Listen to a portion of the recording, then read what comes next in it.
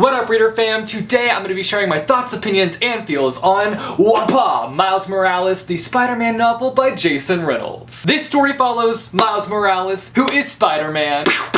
And in this book we follow Miles at school where something seems to be off about one of his professors. And essentially we follow him trying to get to the bottom of it throughout this book. There's a lot more to this story, but that's all I'm going to be revealing to you guys today. I really enjoyed my time reading this. I love Spider-Man so much, but I've only ever read the Peter Parker take on Spider-Man, and I've read a little bit of Spider-Gwen, but not much. So this was really my first time ever seeing somebody else kind of take on the role of Spider-Man, and I really enjoyed seeing Miles as Spider-Man. Even though Miles' story has technically been around for a while because there is a comic book series about Miles Morales, this was my first time diving into his story. And after reading this, it really made me want to pick up the Miles Morales comics, so that could possibly be a thing that happens here pretty soon. I would say that this kind of has less of a focus on Miles as Spider-Man. This story more so just delves deep into Miles Morales' character. We see Miles being discriminated against because of his skin color. We dive really deep into Miles' past, specifically with his father and his uncle. We see how Miles deals with being Spider-Man, and we just see a lot of his struggles and how he deals with them and handles them. It was a fantastic read though, and I'm so glad that I picked it up and read it. If it sounds interesting to you, then definitely go and check it out. If you're a Spider-Man fan, I feel like you'll probably enjoy this. I'm now going to be jumping into a spoiler section so that I can talk about things that happen throughout this book, so if you have not read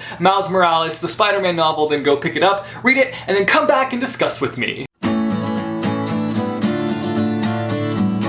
We start off this book learning that Miles got suspended for having to go pee. His teacher wouldn't let him go pee, so he got suspended because he got up and left. Mind you, I know he didn't really have to go pee and that he was really just trying to get out there and save somebody who was in trouble, but still, the teacher didn't know that. The teacher should have let him go pee. If my teacher was refusing to let me go pee, shoot, I would have bolted out of there too, because I'm not about to pee my pants. Not today, not tomorrow, not any day, okay? This is really our first sign that something's off with that teacher. I looked up how to say Miles' best friend's name, and I believe it's Genki, so I hope that I'm saying that correctly. I looked up the pronunciation, and that's the pronunciation that I was given, so Genki. Anyways, I just love how he comes to dinner at Miles' house after having his own dinner at his own house. Might as well get that second helping if you can, brah. The prayer over dinner was amazing. Lord, please help our son Miles behave himself in school, because if he doesn't, this very well may be the last home-cooked meal he ever has. Amen. I really like the fact that Miles' father is aware of his powers, and I also like the fact that even though he does know that his son is Spider-Man, he doesn't give his son special treatment. Miles still gets punished when he's in trouble. His father truly treats his son like his son and not just like a superhero. It was also really interesting to see how his dad's past kind of affected Miles. His dad kind of had a dark past, and Miles always kind of has that in the back of his mind, and it really affects the way that Miles lives his life. I thought the Uncle Aaron storyline throughout this book was so fascinating. We learned that his uncle had died in an attempt to kill Miles, which just automatically intrigues you when you find that out, and makes you wonder what the heck happened. The further you read on, we learn how manipulative Aaron was towards Miles. He'd be like, either I leak your secret or you do this thing for me. And we see throughout the story how much of an effect Aaron had on Miles. We see Miles constantly struggling with this idea that he doesn't want to be like his uncle. He's constantly reflecting on choices that he's making and comparing them to choices that his uncle made. Genki gets Miles into this like dunking competition, and there's chaos in the ball court, which was to be expected. I knew going into that was going to be a messy situation. I feel like a lot of times Genki really isn't that great of a friend. We constantly see him getting Miles into trouble throughout the book. Like, Genki, I'm gonna need you to step up your friendship game, okay? As much as I'm not a fan of the whole cliche dream sequences, when it feels real and then the characters wake up and it's just been a dream the whole time, I love the aftermath of Miles' dream with his uncle in it. Genki's like, yeah man, Genki said. I got up to go to the bathroom and you were literally crawling on the ceiling. And I just gotta tell you as your friend, it's not cool to wake up to a human-sized spider above your head. I was dying when Miles goes to compliment Alicia about her poem, and he just burps in her face. What a compliment, Miles, way to go. So not only do we have bad vibes with Mr. Chamberlain after the whole pee incident, but now every time Miles is around him, his spidey senses are like messing up. Signs are pretty clear that something's off with this teacher, you guys. I was like yelling at my book book when Miles decided to go to the poetry reading and ditch work, just leaving it unattended. Like, what are you doing, Miles? This cannot turn out good. And what do you know? It doesn't turn out good. Somebody comes and steals some sausages. I knew it wasn't going to turn out well. And not only did him leaving work not turn out well, but like the poetry reading itself did not turn out well at all. I was cringing the whole time he was talking to Alicia at the poetry event. He like can't spit out the fact that he has a poem for her, and she's like, oh, you're gonna read a poem in front of everyone? And he's like, no, I can't. And Miles is just like, crap, and just goes invisible and ditches the place. This is pretty much me reading the essay Miles sent in to get into the school. Throughout this book, it just feels like blow after blow after blow. He gets stripped of his room and board. He's fired from the work and study program. And I'm just instantly hit with this sad feeling for his parents because they already struggle enough that this is just like the cherry on the miserable shake. I really liked the quirky librarian and her obsession with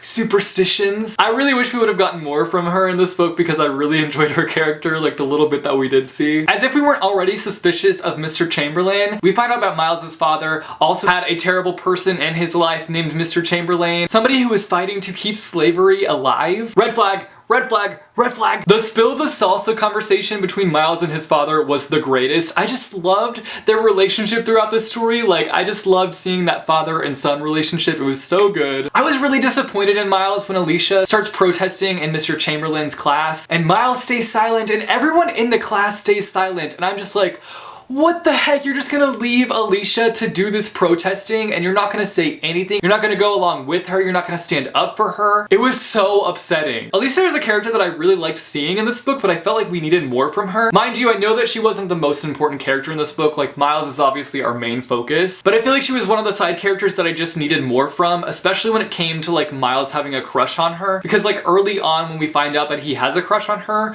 we don't really understand why. It was really interesting having Miles go and visit his cousin who was in jail, and then learning that one of the guards' names is Mr. Chamberlain. Like, what? I died when Genki revealed that he wanted to go to the Halloween party as Spider-Man. At the Halloween party, I was just waiting for Miles to take his father's spill the salsa advice a little too literally and just spill his punch all over Alicia. But thankfully, he finally gets the poem that he wrote for Alicia to her, even though he literally bolts away right after that to follow Mr. Chamberlain, so we don't get to see it all play out necessarily. So then we have this whole warden face-off. So all is good in the world for now until book 2, which I hope we're getting book 2 because I need another book with Miles Morales. Give me more, Jason Reynolds. You really won me over with this book. So that's all I have to discuss today as far as Miles Morales, the Spider-Man novel goes. You guys should let me know down below in the comments all your thoughts on this book. What was your favorite part? What was your least favorite part? Just share with me all your thoughts because I want to hear all your feels on this book. If you like this video, be sure to give it a big thumbs up. I post videos frequently on this channel, so if you want to be notified as to when I post new videos, be sure and go and hit subscribe, or go and click the little bell icon and you'll be notified as to when I post new videos. Thanks for watching, guys, and I will see you soon with a new video. Bye, chew.